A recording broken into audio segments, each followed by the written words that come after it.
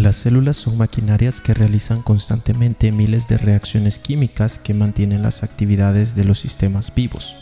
A través de estas reacciones químicas se fabrican o degradan sustancias del metabolismo y se produce y se gasta energía.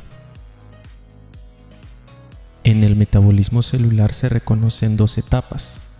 El catabolismo, que involucra las reacciones de degradación y oxidación de moléculas complejas para obtener energía.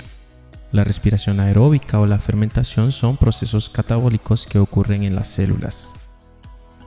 A través de la respiración o la fermentación, las células oxidan un combustible celular como la glucosa y obtienen energía. El anabolismo involucra reacciones de síntesis y reducción, en las cuales se gasta o consume energía.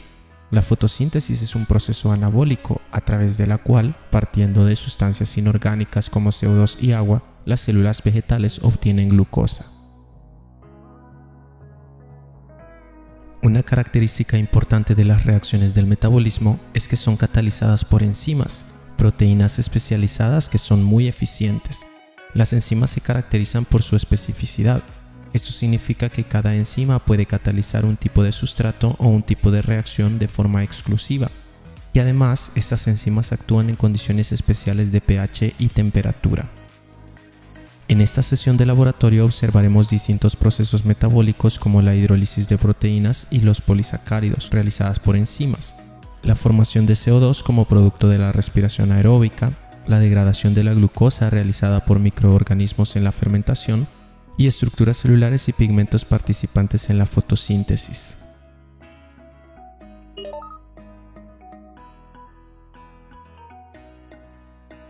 Las proteínas son polímeros de unidades llamadas aminoácidos. Son uno de los macronutrientes principales de la dieta alimenticia. En la digestión de estos compuestos participan unas enzimas llamadas proteasas que hidrolizan o degradan a las proteínas, rompiendo los enlaces peptídicos y liberando aminoácidos. Observamos la hidrólisis de la albúmina de huevo catalizada por enzimas. En 4 tubos de ensayo agregamos 1 mililitro de solución de albúmina.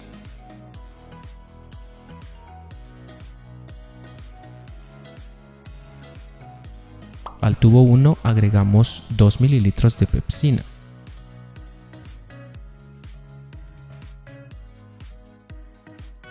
Al tubo 2 agregamos 2 mililitros de pepsina y 1 mililitro de ácido clorhídrico concentrado.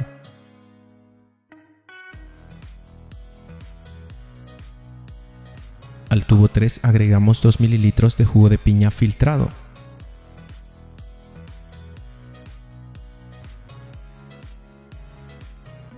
Y al tubo 4 agregamos 2 mililitros de agua. Agitamos los tubos y dejamos reposar durante 1 hora para que las enzimas agregadas puedan catalizar la degradación de las proteínas.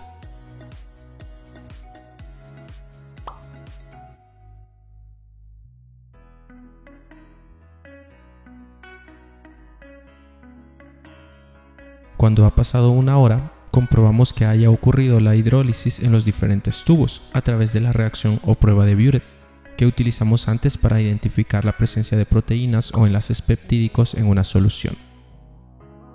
La evidencia positiva a Biuret es la formación de un complejo de color violeta para confirmar una proteína. Agregamos entonces a cada tubo 20 gotas de hidróxido de sodio y 3 gotas de sulfato de cobre. Agitamos y observamos los resultados.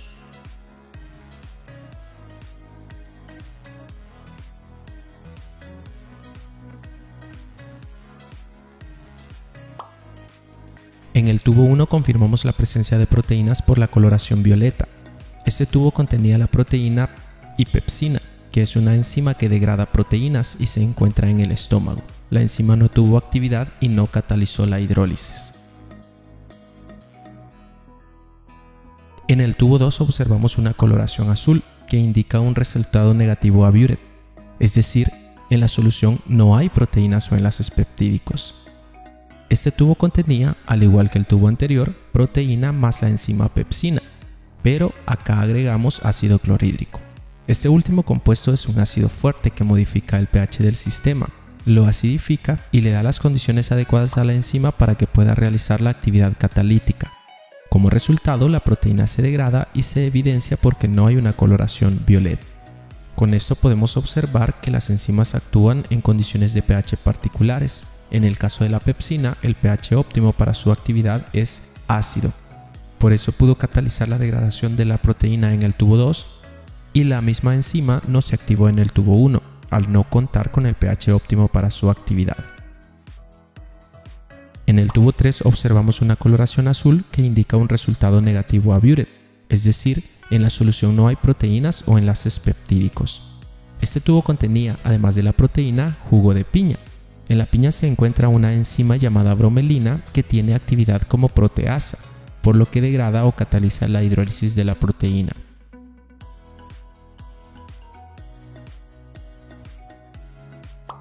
En el tubo 4 confirmamos la presencia de proteínas por la coloración violeta. Este tubo contenía agua más la presencia proteica, por lo que es evidente que no hay degradación o hidrólisis de la proteína.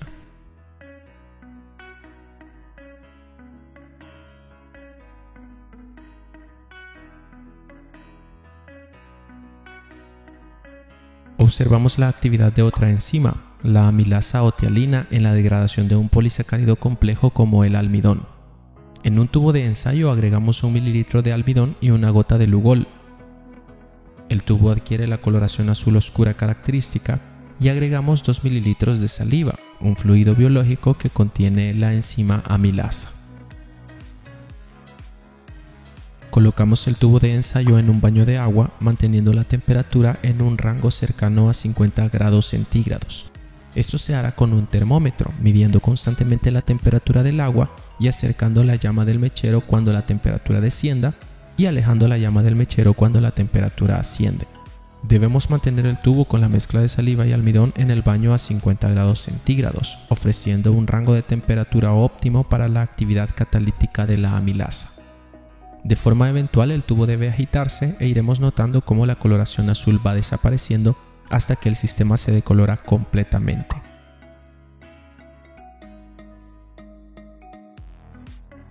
Esto ocurre debido a que la amilasa salival degrada o hidroliza al almidón, rompiendo los enlaces glucosídicos que unen a este polímero y libera carbohidratos de cadena corta, oligosacáridos, disacáridos o monosacáridos. Cuando desaparecen las cadenas de amilosa, la coloración provocada por el lugol también desaparece.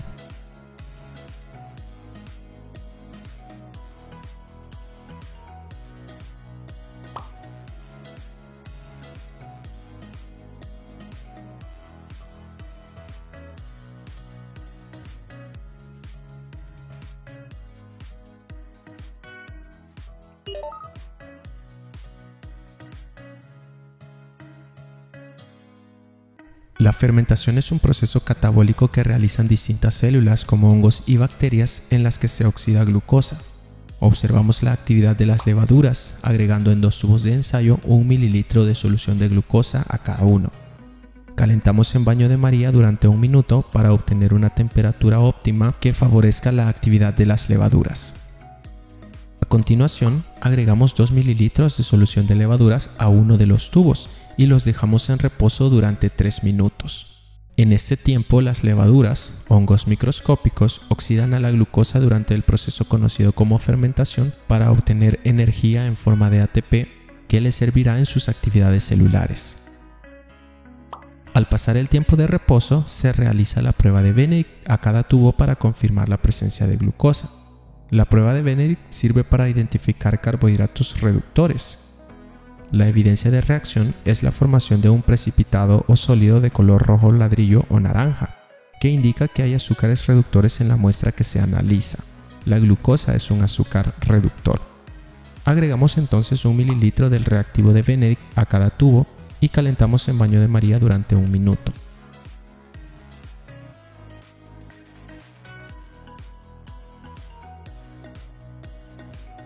Observamos que en el tubo que contiene únicamente glucosa se forma el precipitado naranja, indicando la presencia del carbohidrato reductor, la glucosa, mientras que en el tubo que contenía glucosa y levaduras no hay reacción, pues los microorganismos han oxidado o consumido la glucosa presente en la mezcla.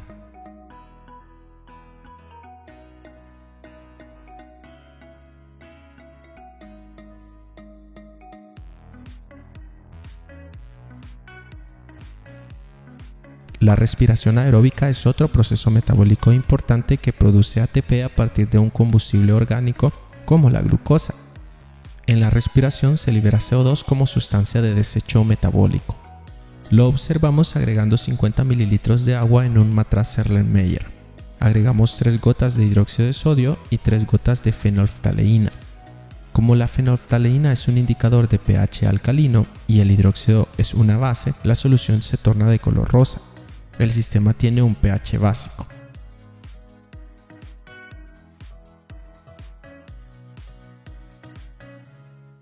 Introducimos una pajilla y soplamos dentro de la solución hasta que se decolore.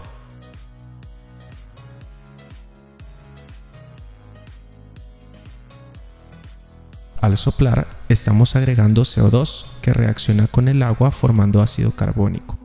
Como en la solución hay hidróxido de sodio disuelto, el ácido carbónico neutraliza el hidróxido provocando un cambio de pH en el sistema, acidificándolo, lo que se evidencia con el viraje del color del indicador de rosado a transparente.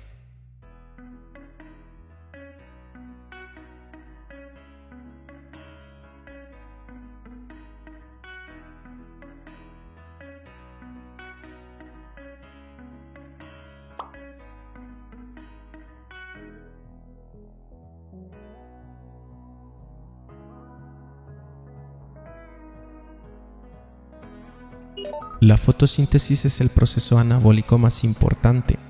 Lo realizan las células vegetales y algunas bacterias. En la fotosíntesis, los sistemas vivos captan energía luminosa y realizan una serie de actividades químicas que permiten la síntesis de glucosa. En las eucariotas vegetales esto ocurre dentro de los cloroplastos, estructuras celulares que almacenan clorofila, un pigmento verde que captura el rango de energía del espectro visible que es útil en la fotosíntesis. Observamos cloroplastos en hojas de Hydrilla verticillata, una planta acuática. Colocamos una hoja de esta planta en una lámina portaobjetos, agregamos una gota de agua, cubrimos y observamos utilizando el objetivo 4 o 10 por.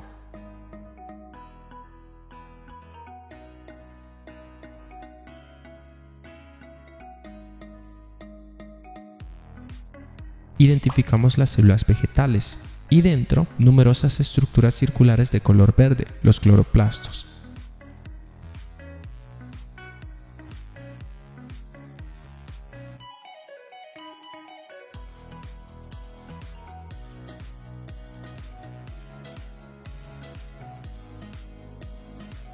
Expuestos a la luz, en este caso la luz que proviene de la lámpara del microscopio, los cloroplastos son fotoestimulados y se empiezan a mover en el citoplasma como un mecanismo eficiente de captación de energía.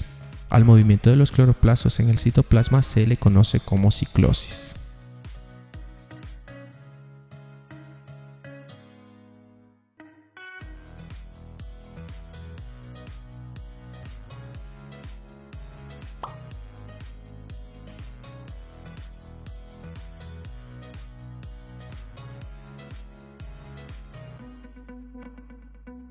Los cloroplastos almacenan clorofila, un pigmento de color verde, y como se ha señalado anteriormente, capta energía luminosa que la célula utiliza en la primera etapa de la fotosíntesis. Existen pigmentos diferentes en las células vegetales que proporcionan coloraciones distintas a hojas, flores y frutos. Lo observamos en hojas de croto, un arbusto de uso ornamental que presenta hojas de colores amarillas y rojas. En un mortero maceramos una hoja amarilla, agregando solución de alcohol en la cápsula y estrujando con fuerza las hojas para romper las paredes celulares y liberar los pigmentos. De la solución obtenida, que se observa coloreada, decantamos aproximadamente 2 mililitros en un tubo de ensayo.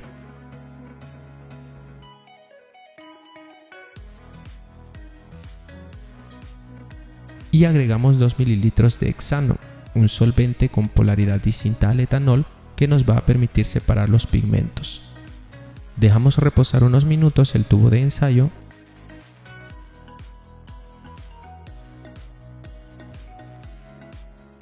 Mientras esto ocurre, repetimos el procedimiento con una hoja de croto roja. En un mortero agregamos alcohol y maceramos hasta obtener una solución coloreada. Decantamos aproximadamente 2 mililitros en un tubo de ensayo agregamos 2 ml de hexano y dejamos reposar. Pasados unos minutos observamos la separación de los pigmentos, notando en el primer tubo la separación de las clorofilas verdes con pigmentos amarillos, las xantófilas. Y en el tubo 2 observamos de forma separada a las clorofilas verdes de los carotenos, pigmentos rojizos.